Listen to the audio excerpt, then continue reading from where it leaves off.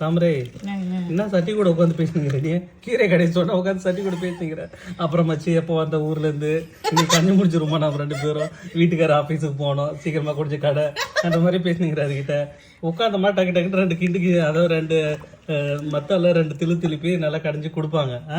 ஆனா பார்த்தனா நீ உட்காந்துக்கின்னு அது கூட உட்காந்து பேசுனீங்கிற. அப்புறம் இந்த வருஷம் வேற தீபாவளி வருது, வீட்டுக்கார ஒண்ணுமே தரல, இது வரைக்கும் ஒரு பொண்ணாக 8 கொடுக்கல அந்த மனுஷன். இவனுக்கெல்லாம் கீரை கடையணுமா, இவனுக்கெல்லாம் கீரை கடைஞ்சி கொடுத்து நம்மளுக்கு என்ன வரப்போகுது, இப்படிதான் நினைச்சு நீ கடைஞ்சி நிக்கிற போல. எங்க அம்மா உட்காந்தாங்கன்னா டக்கு டக்கு டக்கு டக்குன்னு பண்ணிட்டு எடுத்து அப்படி ஊத்திட்டு 10 செகண்ட் போயிட்டே இருப்பாங்க அவங்க ஏர்போர்ட்டுக்கு போற மாதிரி. நீ உட்காந்து அது கூட பேசினுங்கிற. இது கால் வந்து இப்படி வச்சு கடையணும். எல்லாரும் சிசேரியனா போச்சு.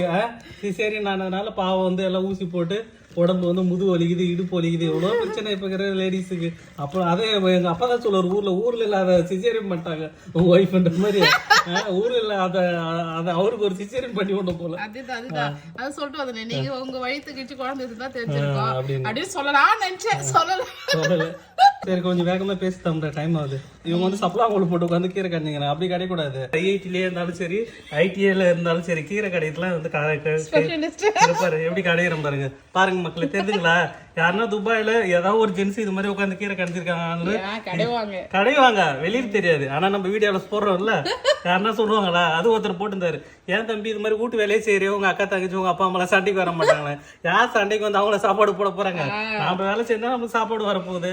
இல்லைன்னா ஒய்ஃப் சொல்லுவாங்க, நீ போய் ஹோட்டலே சாப்பிட்டுக்கிட்டு, அப்புறம் ஹோட்டலே சாப்பிட்டு 2 நாள் கழிச்சு வயிறு வலிக்கும், வாய் வலிக்கும், எல்லாம் வலிக்கும். சரிங்களா? இதே மாதிரி ஊருக்கு போட சப்போர்ட் பண்ணுங்க. எனக்கு நான் ஊருக்கு போட சப்போர்ட் பண்ணுவேன், எங்க நான் எதுக்காக சப்போர்ட் பண்ணுவேன். ஆக்சுவலா வந்து சட்டி இப்படி வச்சு இது கூட பேசுறது கிடையாது. இப்படி வச்சுக்கணும், சட்டியை இப்படி வச்சுட்டு இந்த பொசிஷன்ல வச்சுக்கணும், ஒரு 30 டிகிரில வச்சுட்டு இப்படி கடையணும். அப்பதான் அது வந்து நல்லா நம்மளுக்கு நல்லா இதுவாகி வரும். பாருங்க எப்படி கீரை கடையுதுங்க. இது மாதிரி எத்தனை பேர் வந்து துபாயில சட்டியில வச்சு கீரை கடையிறீங்க? என்ன பண்ணுவாங்க, ஒய்ஃப் மிக்சியில போட்டு 2 ஆட்டாட்டி எடுத்து குத்துருவாங்க. மிக்சியில டேஸ்டா வராது, இது மாதிரி போட்டு கடைஞ்சாதான் நல்லா டேஸ்ட் வரும். நீங்க உங்க வீட்டுல எப்படி கீரை செய்யறீங்க, வீட்டுக்காரர் எப்படி ஹெல்ப் பண்றாரா இல்லையான்னு கேட்டு சொல்லுங்க, ஓகேங்களா? இது மாதிரி வீட்டுக்காரர் ஹெல்ப் பண்ணாங்கன்னா கீரை கொஞ்சம் எக்ஸ்ட்ரா போட்டு கொடுங்க, இல்லன்னா கீரையில கொஞ்சம் உப்பு அதிகமா போட்டு கொடுங்க. இந்த சட்டி எங்க வாங்கணும்னு கேட்பாங்க, தமிழ் கடையில தான் வாங்கணும். இது தமிழ் கடையில தான் வாங்கணும். ஆமா, இது மாதிரி மண்பாண்டெல்லாம் வந்து துபாயில எங்க வாங்குறீங்க, இல்ல ஊர்ல இருந்து எப்படி எடுத்துட்டு வரீங்கன்றதையும் சொல்லுங்க. கீரை கடையத்துக்குன்னே இதை வாங்கி வச்சிருக்கோம் நாங்க. வாரத்துக்கு ஒரு முறை இது வந்து யூஸ் ஆகுது எங்களுக்கு. நல்லா பாருங்க.